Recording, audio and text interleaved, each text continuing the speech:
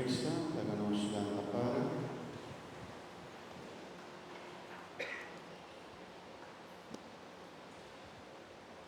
Dios Todopoderoso, per medio di Santa Eucaristía, dónanos una garantía de salvación eterno. Aumentanos celo, según fiesta de Pascua está acercando, para no celebrar de una manera digna, nacimiento milagroso de Boyú, que en esta viva y reina desde el siglo de siglo. Y que llama prometo bien servidor a mí, si tiene algún román está celebrando su cumpleaños, bien delante por favor, compañero, nada. Tiene un mamá que yo también vi, o la pide mi oración para su yo, bien delante también por favor. Un poquito más cerca.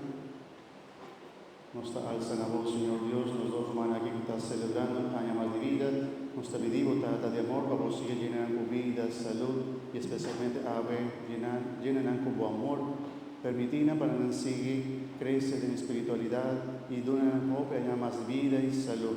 En nombre de Cristo, nuestro Señor. Nos está pidiendo una bendición especial, para ayudar aquí, como mamá pide una oración especial, para Dios bendiciones, guarde con salud, gracias y bendición baja y valle, para Gómez toma control de su vida y doné gracia y su bendición en la verdad a Dios Espíritu Santo.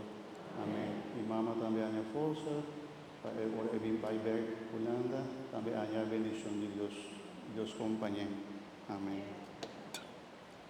Bendición mi Señor, bendición.